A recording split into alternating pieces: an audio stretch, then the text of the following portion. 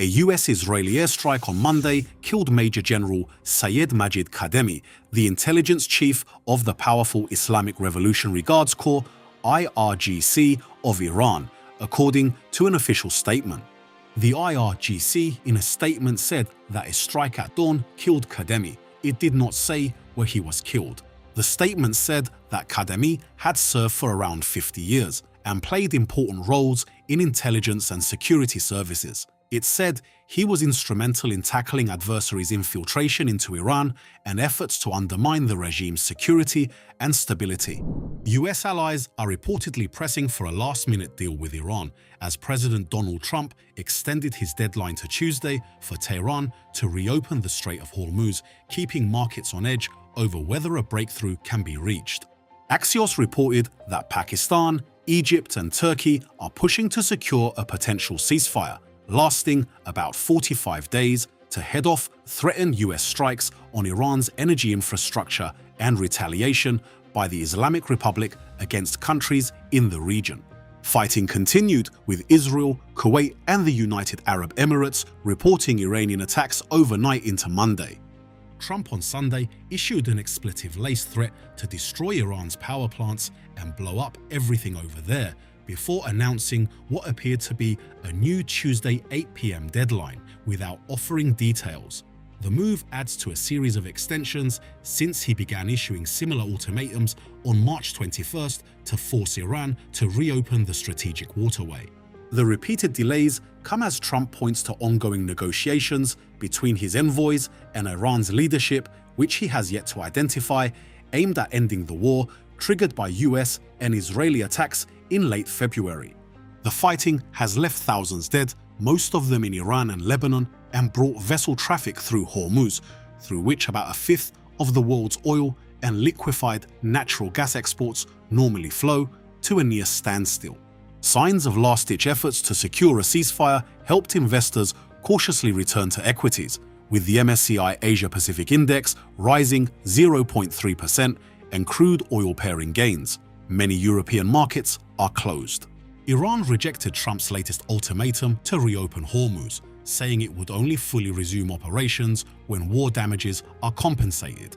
Tehran continued striking energy targets in Persian Gulf neighbors, including Kuwait's oil headquarters and a major petrochemicals plant in Abu Dhabi over the weekend. The UAE issued multiple alerts overnight, while Kuwait said its air defenses intercepted missile and drone attacks.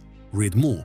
Abu Dhabi petrochemicals plant halts as attack sparks fires. The Israel Defense Forces said Iran launched 4 waves of missiles since midnight, with emergency services saying they recovered 2 bodies from a home struck earlier in Haifa.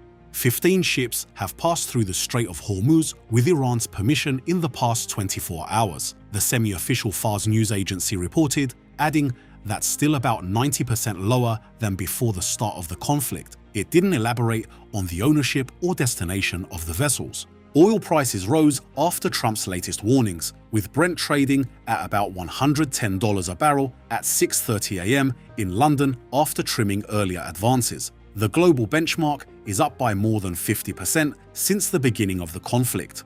In the US, average national retail gasoline prices have topped $4 a gallon for the first time since 2022.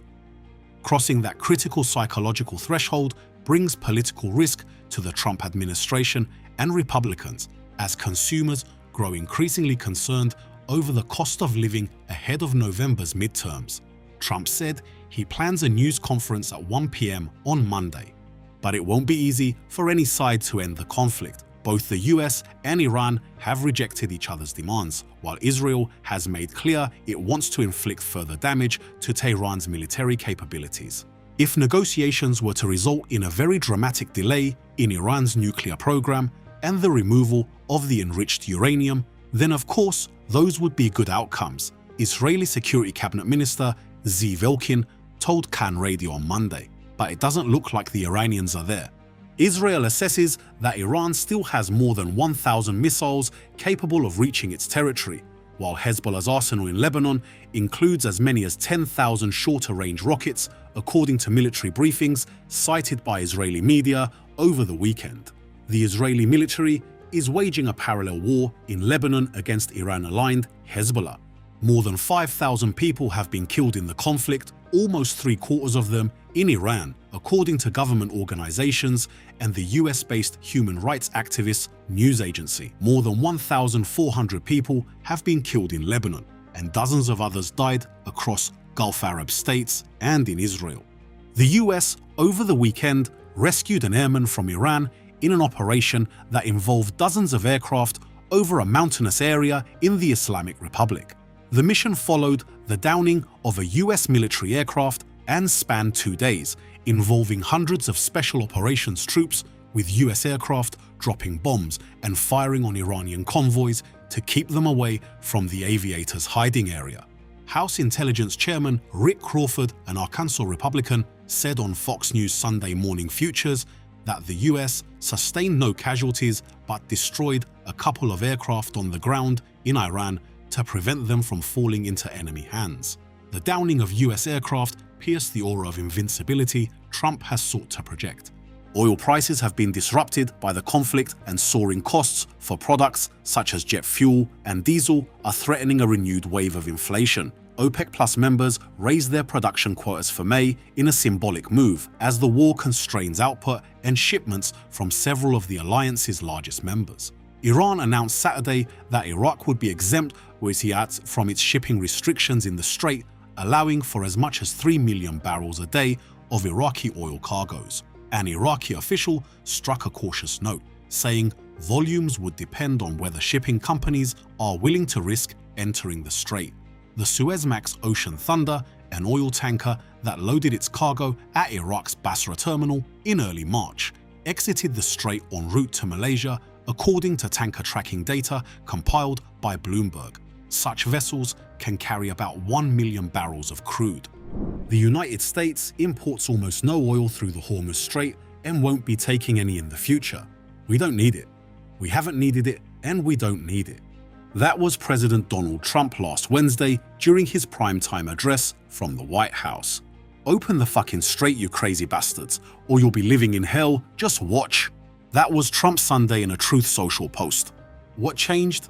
Well, the price of oil for one thing. US oil surged more than 11% on Thursday, the day after his speech, to settle above $111 a barrel, its highest price in 4 years and one of the biggest single-day gains in history.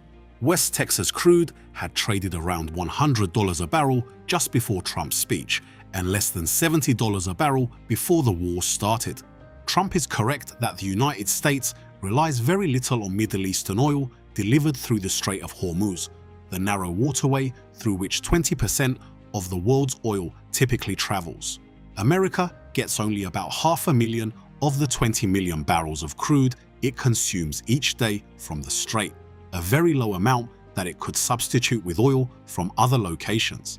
But Trump's latest 4-letter word-laden threat underscores the stark truth of the matter. The health of the US economy depends on the Strait of Hormuz much more than the president has admitted. The United States has done remarkable work over the past decade and a half reshaping its energy industry, thanks to the advent of hydraulic fracking and horizontal drilling, particularly in Texas' Permian Basin. America now produces around 22 million barrels of oil a day, double number 2 Saudi Arabia's output, and slightly more crude than the United States consumes each day. America is energy independent, sort of. The United States still imports more than 6 million barrels of crude a day, around a third of what it consumes. It also exports around 4 million barrels of oil each day. That's because not all oil is created equal. America produces light, sweet crude, which is great for making gasoline, but lousy for heating fuel, asphalt and diesel, among other heavier distillates.